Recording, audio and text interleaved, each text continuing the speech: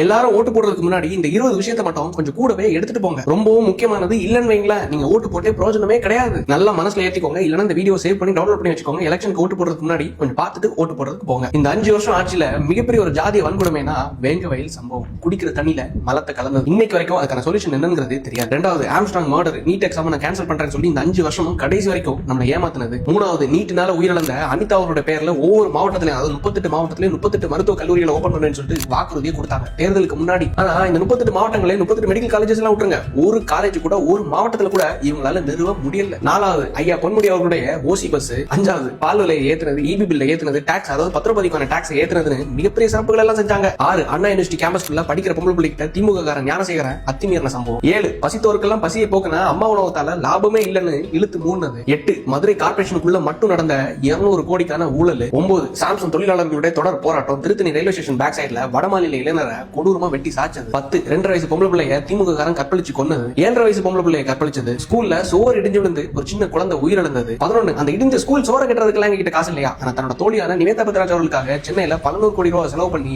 Car race தான் சொல்லப்பட்டது. வானத்துல ஏர் ஷோ விடுறேன் பேர்ல 5 பேரோட உயிரை காவு வாங்கினது. 12, கஷ்டப்பட்டு விவசாயம் செஞ்ச விவசாயியோட நெற்பயிர்களை கொள்முதல் பண்ணும்போது அதை ஒழுங்கா பாதுகாக்காம மலையில நனை விட்டு முளை வச்சு அழகு பார்த்தது. 13, சிட்டிங் மினிஸ்டர் பத்ரா பாலாஜி அவர்கள் 48,000 கோடி ரூபாய் ஊழல் பண்ணி புழல் சிறைக்கு வனவாசம் போனது. நகராட்சி துறையோட அமைச்சர் கே நேரு அவர்களுடைய 2,000 கோடிக்கான ஊழல். 14, நம்ம தமிழர்களுடைய பாரம்பரியமான இந்து கோயில்கள் எல்லாம் இடிச்சு அதையும் பெருமையா பொது வழியில பேசினது. 15, இந்த திமுகவோட 5 ஆண்டு ஆட்சியோட காட்சியில ரொம்பவே முக்கியமானது, கள்ளச்சாராய மரணத்தால கிட்டத்தட்ட 65 பேரோட உயிரை காவு வாங்கினது. 16, அதையும் தாண்டி முக்கியமானது, திமுக அரசோட நிர்வாகத்திறன் ஒழுங்கில்லாதனால 41 பேரை குழந்தைகள் உட்பட கரூர்ல இழந்தது. 17, நம்ம மாவட்டத்தோட சிறப்பான கனிமோட கொள்ளை. இதையும் தாண்டி பாட்டிலுக்கு 10 ரூபாய் எக்ஸ்ட்ரா வாங்கி அதையும் தாண்டி அதே பாட்டில பிளாக்ல டாஸ்மாக்ல விட்டு கிட்டத்தட்ட ஒரு ஆண்டுக்கு 50,000 கோடி ரூபாய் ஊழல் பண்ணாங்கன்னு சொல்லி திமுகவோட முன்னாள் அமைச்சர் பிடிஆர் அவர்களாலே அபிஷியலா சொல்லப்பட்டது. ஒற்றை எழுத்து நிறுவனமான ஜி ஸ்கொயர் நிறுவனத்தோட வளர்ச்சி, சினிமா துறையில மோனோபோலியா வளர்ந்து கொடிகட்டி பறக்கக்கூடிய ரெட்ஜே நிறுவனத்தோட வளர்ச்சி, இதை தாண்டி போராட்டங்கள்லாம் இந்த 5 ஆண்டு ஆட்சியில கொடிகட்டி பறந்துச்சு. அரசு ஓட்டுநர்களுடைய போராட்டம், ஜாக்டோ ஜியோ ஆசிரியர்களோட போராட்டம், தூய்மை பணியாளர்களோட போராட்டம்னு கொடிகட்டி பறந்துச்சு. 18, ஐயா காமராஜர் அவர்களை கொச்சையை அசிங்கப்படுத்தினது.